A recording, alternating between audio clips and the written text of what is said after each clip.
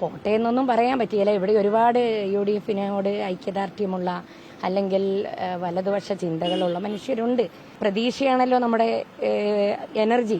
ജീവകാരുണ്യ പ്രവർത്തനങ്ങൾക്ക് വലിയ പ്രാധാന്യം കൊടുക്കുന്ന ഒരു രാഷ്ട്രീയ പാർട്ടിയാണ് മുസ്ലിം ലീഗ്. അതോടൊപ്പം തന്നെ എനിക്ക് തോന്നുന്നു അവിടെ രാഷ്ട്രീയവും മതവും പ്രവർത്തനത്തിലേക്ക് വരുമ്പോഴില്ല.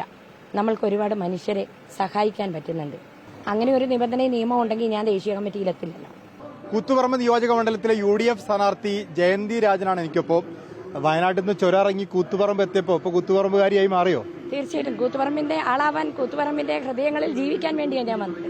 മനസ്സിലായി ഇവിടെ എത്തിയപ്പോ കൂത്തുപറമ്പിനെ കുറിച്ച് ഇപ്പോ ഈ കുറഞ്ഞ ദിവസങ്ങൾ കൊണ്ട് മനസ്സിലാക്കിയ ഒരുപാട് നല്ല മനുഷ്യരാണ്, ഒരുപാട് നല്ല മനുഷ്യരാണ്. അവരുടെ സ്നേഹത്തിന് മുൻപിൽ ഞാൻ അടിയറ പറഞ്ഞിരിക്കുകയാണ് ഇവിടെ ഗ്രാമങ്ങളിലൂടെ സഞ്ചരിക്കുമ്പോൾ. പക്ഷേ അവർക്ക് ഒരുപാട് പരാതികളും പരിഭവങ്ങളും സങ്കടങ്ങളും ഒക്കെ പറയാനുണ്ട്. അതെല്ലാം ഞാൻ കേൾക്കുകയാണ്. അപ്പോൾ കേൾക്കുമ്പോൾ എനിക്ക് തോന്നുന്നു കൂത്തുപറമ്പിലെ ആളുകൾക്ക് ഒരു മാറ്റം വേണമെന്ന് ആഗ്രഹിക്കുന്നുണ്ട്. മുസ്ലിം ലീഗിന്റെ സ്ഥാനാർത്ഥിയാവുമ്പോൾ സ്വാഭാവികമായിട്ട് ജയന്തി രാജൻ എന്നൊരു പേര് ആളുകൾ പ്രതീക്ഷിക്കില്ലല്ലോ. ആളുകളുടെ അടുത്തൊന്ന് കോണി ചിഹ്നത്തിൽ വോട്ട് ചെയ്യണം, ഞാൻ ലീഗിന്റെ അല്ലെങ്കിൽ UDF-ന്റെ സ്ഥാനാർത്ഥിയാണെന്ന് പറയുമ്പോൾ ഒരു ഫസ്റ്റ് റെസ്പോൺസ് എങ്ങനെയാണ്? ഞാൻ കഴിഞ്ഞ 20 വർഷമായി പൊതുമേഖലകളിൽ ഈ രാഷ്ട്രീയ മേഖലയിൽ കേരളമൊട്ടാകെ കേരളത്തിന് പുറത്തും ഞാൻ ഈ സംവിധാനത്തിലുണ്ട്. അതുകൊണ്ട് ആളുകൾക്ക് തന്നെ അറിയാം. യൂട്യൂബിലൊന്ന് ജയന്തി രാജൻ ആളുകൾക്ക് അറിയാം. പക്ഷേ ഇവിടെ വന്നിട്ട് നമ്മളിപ്പോ ലീഗിന്റെ സ്ഥാനാർത്ഥിയായി മത്സരിക്കുകയാണല്ലോ. ഇപ്പൊ സാധാരണക്കാരായ ജനങ്ങൾക്കിടയിലേക്ക് ഇറങ്ങി ചെല്ലുമ്പോൾ സ്വാഭാവികമായിട്ടും ഒരു കൺഫ്യൂഷൻ ഉണ്ടാവില്ലേ ലീഗിന്റെ സ്ഥാനാർത്ഥി? ഒരു കൺഫ്യൂഷനും ഇല്ല. ഞാൻ മുസ്ലിം ലീഗിനകത്ത് ഒരുപാട് 10,000-കണക്കിന് മറ്റ് മതസ്ഥരുണ്ട്. എല്ലാ മതസ്ഥരും, ഹിന്ദു, ക്രിസ്ത്യൻ, എല്ലാ മതസ്ഥരും ആ കൂടെയുണ്ട്. ജയന്തി രാജൻ എന്ന് പറയുമ്പോൾ ഞാൻ മുസ്ലിം ലീഗിന്റെ ഒരു സാധാരണ പ്രവർത്തക എന്നുള്ള നിലയിലല്ല ഉള്ളത്. മുസ്ലിം ലീഗിന്റെ ഏറ്റവും ഉയരത്തിലുള്ള പദവി, മുസ്ലിം ലീഗിന്റെ ദേശീയ അസിസ്റ്റന്റ് സെക്രട്ടറി എന്നുള്ള പദവിയിൽ ആദ്യമായി 2 വനിതകളെ എടുത്തതിൽ ഒരാൾ തമിഴ്നാട് ചെന്നൈ പ്രൊഫസർ ഫാത്തിമ മുസാഫറും രണ്ടാമത് ജയന്തി രാജനുമാണ്. കേരളത്തിൽ നിന്ന് ഞാൻ മാത്രമാണുള്ളത്. പിന്നെ വനിതകളെ പ്രതിനിധീകരിച്ചുകൊണ്ട് ഞാൻ 2015 മുതലേ വനിതാ ലീഗ് നാഷണൽ ജോയിന്റ് സെക്രട്ടറിയാണ്.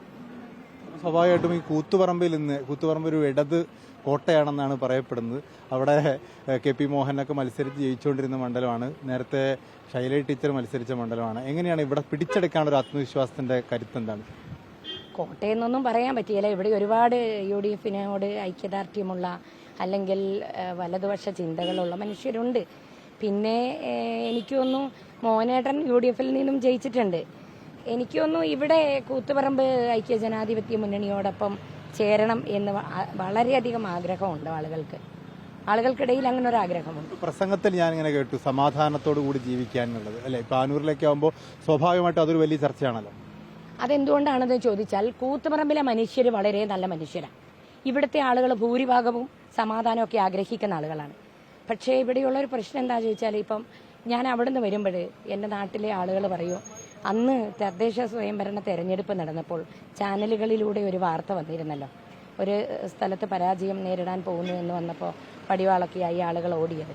അപ്പം ഇതൊക്കെ കൂത്തുപറമ്പിനെ കുറിച്ചൊരു നെഗറ്റീവായ ചിത്രം പുറത്തേക്ക് പോകുകയാണ്.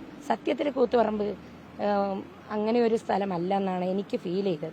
ചെറിയ ഏരിയ, അതിപ്പോൾ എല്ലാ പ്രദേശത്തും അത്തരത്തിലുള്ള സ്ഥലങ്ങളുണ്ട്, അത്ര തീവ്രമായ രാഷ്ട്രീയമുള്ള അല്ലെങ്കിൽ അത്തരത്തിൽ ചിന്തിക്കുന്ന ആളുകൾ എല്ലാ ഭാഗത്തും ഉണ്ട്.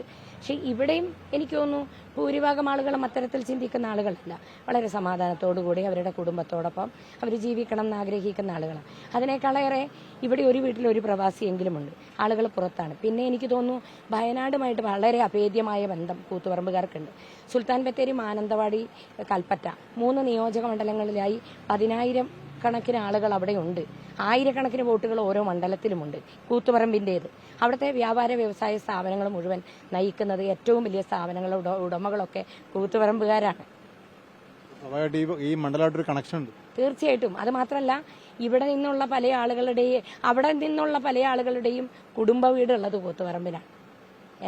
ഈ അവസാന ലാപ്പിലേക്ക് എത്തുമ്പോൾ ഒരു പൂർണ്ണ ആത്മവിശ്വാസത്തിലുള്ളത്. ഞാൻ കടന്നു വരുമ്പോൾ തന്നെ ആത്മവിശ്വാസത്തോടെയാണ് വന്നത്. പ്രതീക്ഷയാണല്ലോ നമ്മുടെ എനർജി. പിന്നെ നമ്മൾ അദമ്യമായി ആഗ്രഹിക്കുമ്പോൾ എൻ്റെ വിശ്വാസപ്രകാരം പ്രകൃതി നമ്മുടെ കൂടെ നിൽക്കുമെന്നുള്ളതാണ്. ഞാനൊരു വളരെ വലിയ ദൈവവിശ്വാസിയാണ്. ദൈവത്തിലേക്ക് വിട്ടിട്ടാണ് ഞാൻ കർമ്മങ്ങൾ ചെയ്യുന്നത്. കർമ്മം നമ്മൾ ചെയ്യും, ദൈവം പ്രതിഫലം തരും. അതാണ് എൻ്റെ വിശ്വാസം. ഇന്നലെ നൂർബിന റഷീദ് നടത്തിയ വാർത്താ സമ്മേളനം കേട്ടിരുന്നു? ഇന്നലെ കേൾക്കാനുള്ള സമയം കിട്ടിയില്ല. ഞാൻ വളരെ രാവിലെ 6 മണിക്ക് ഞാൻ ഇറങ്ങും. 1 മണിയോടടുത്താണ് ഞാൻ ആരോപണങ്ങൾ പ്രധാനമായിട്ട് മേഡത്തെ ദേശീയ സെക്രട്ടറി ആക്കിയപ്പോഴൊക്കെ എതിർത്തിരുന്നു. അതങ്ങനെ മതേതരത്വം ഉണ്ടാക്കാൻ വേണ്ടി അങ്ങനെ ഒരാളെ ആക്കേണ്ടിയിരുന്നില്ല എന്നൊക്കെ പറഞ്ഞിട്ടുണ്ടായിരുന്നു. ഞാൻ അറിയില്ല, അങ്ങനെ കേട്ടിട്ടില്ല ഞാൻ. എന്തായിരുന്നു ലീഗിലേക്ക് വരുന്നൊരു പശ്ചാത്തലം ശരിക്കും? വനിതാ ലീഗിലൂടെയാണോ വരുന്നത് അല്ലെങ്കിൽ ദളിത് ലീഗിലൂടെയാണോ? എങ്ങനെയാണ് ലീഗിലേക്ക് ഒരു പ്രവേശനം? മുസ്ലിം ലീഗിലൂടെയാണ് ആദ്യം വന്നത്. മുസ്ലിം ലീഗിലൂടെ വന്നു, വനിതാ ലീഗിന്റെ പ്രതിനിധിയായി. ദളിത് വനിതാ വിഭാഗത്തിന്റെ ഭാഗമായി നിന്നു. പട്ടികജാതി പട്ടികവർഗം അല്ലെങ്കിലും മറ്റു പിന്നോക്ക വിഭാഗമാണ്. അപ്പം ആ നിലയ്ക്ക് ഞാൻ എല്ലാ മേഖലകളിലും മുസ്ലിം ലീഗിന്റെ ശാഖ മുതൽ എല്ലാ മേഖലകളിലും ഞാൻ കമ്മിറ്റി ഭാരവാഹിയായി നിന്ന് പ്രവർത്തിച്ചിട്ടുണ്ട്.